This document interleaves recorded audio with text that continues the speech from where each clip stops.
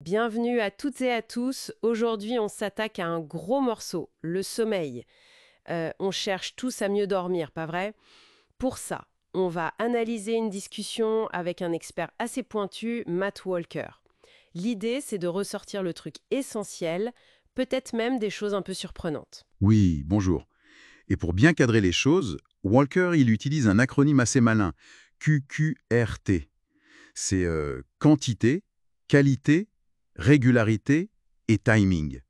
C'est vraiment la base, quoi. Si on comprend ça, on a déjà de bonnes pistes pour agir. QQRT. D'accord, j'aime bien. C'est mnémotechnique. Alors, décortiquons ça un peu. Volontiers. Alors quantité, bon, ça on connaît un peu, 7 à 9 heures pour la plupart des adultes, c'est la recommandation classique, mais ce qu'il faut voir, c'est que moins de 7 heures, ça augmente les risques pour la santé. Vraiment. Mortalité toutes causes confondues même. Ah oui, quand même. Ok. Et la qualité, c'est pas juste être dans son lit, j'imagine. Exactement. C'est un sommeil qui est continu, pas fragmenté. Dormir d'une traite, en gros. C'est ça la qualité. D'accord. Quantité, qualité, ensuite régularité. Ça paraît simple, mais... C'est peut-être le plus sous-estimé. Se coucher, se lever, toujours aux mêmes heures. Week-end compris, et c'est là que ça coince souvent.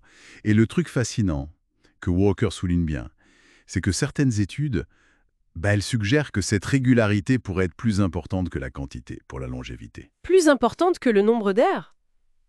C'est c'est dingue, ça. Oui, c'est une idée forte. Et enfin, le timing. Là, on parle de notre horloge interne, notre chronotype. On est du matin, du soir ou entre les deux. C'est génétique en grande partie. Essayer de forcer contre son type, genre un couche-tard qui doit se lever super tôt. Ça flingue la qualité du sommeil, même si on reste au lit longtemps. Voilà.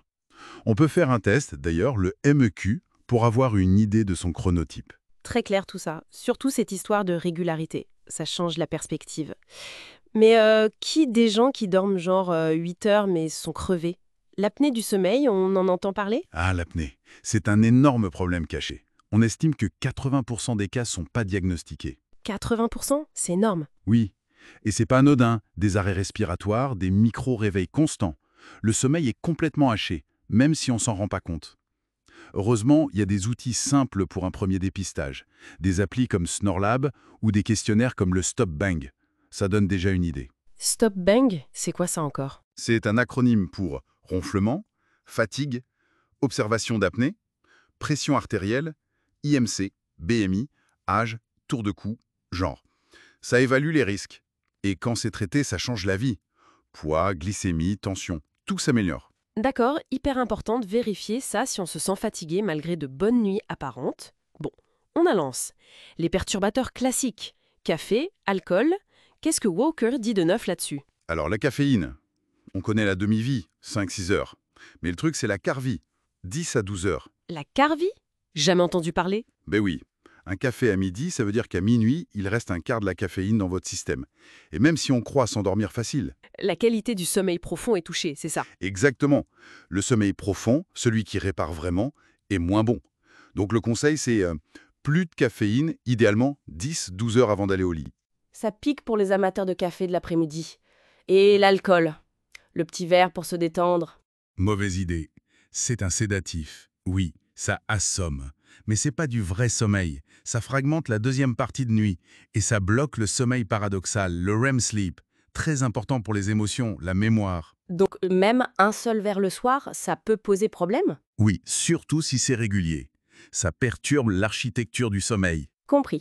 Pas une aide au sommeil donc. Et si on n'arrive pas à dormir ou qu'on se réveille en pleine nuit à cause du stress, des pensées qui tournent? Là, la clé, c'est de casser la boucle. Faut distraire l'esprit. Méditation guidée, respiration lente, un scan corporel, ou écouter un podcast calme, une histoire audio, même une promenade mentale, genre imaginer un endroit familier en détail. Tout sauf ruminer. Et la lumière? On en parle souvent. Crucial. Réduire la lumière, surtout la lumière bleue des écrans, au moins 1 heure avant le coucher. C'est la junk light. Et un conseil tout bête, cacher l'horloge. Ah oui, pas bête ça. Voir l'heure tourner, ça stresse encore plus. Exactement. Bon, et un mot rapide sur les aides. Mélatonine, somnifère, qu'en dit l'expert? Alors, la mélatonine, c'est l'hormone du timing, utile pour recaler l'horloge, genre décalage horaire. mais c'est pas super efficace pour créer le sommeil si on n'a pas sommeil.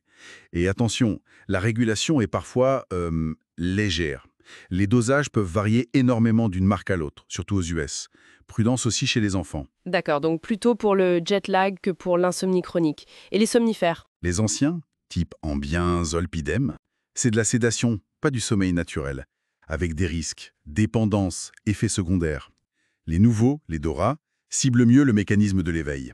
C'est peut-être plus prometteur, mais ça reste des médicaments. Walker, comme beaucoup, insiste sur la TCCI, thérapie comportementale et cognitive de l'insomnie. La TCCI? C'est quoi ça? C'est une thérapie qui aide à changer les pensées et les habitudes qui nuisent au sommeil. C'est aussi efficace que les médocs à court terme, mais beaucoup mieux et plus sûr sur le long terme. Donc si on résume tout ça, le message principal, c'est vraiment de voir le sommeil comme un super pouvoir pour notre santé et pas juste un truc à faire vite fait. C'est exactement ça. Le sommeil, c'est le levier fondamental, le grand potentiomètre, comme il dit. Ça règle tout le reste. Et pour finir, une petite info qui fait réfléchir. Une semaine avec seulement 6 heures de sommeil par nuit, ce qui n'est pas si rare pour beaucoup, Oui. qu'est-ce que ça fait? Ça suffit à modifier l'activité de plus de 700 de nos gènes. Plus de 700 gènes. En une semaine. Oui. Et ces gènes sont liés au stress, à l'inflammation, à l'immunité, même au développement de tumeurs. Waouh. C'est vertigineux comme impact. Ça donne vraiment envie de protéger son sommeil. Voilà. La question que ça soulève, c'est jusqu'à quel point on est prêt à défendre activement ce besoin biologique fondamental. C'est une question essentielle pour notre santé future.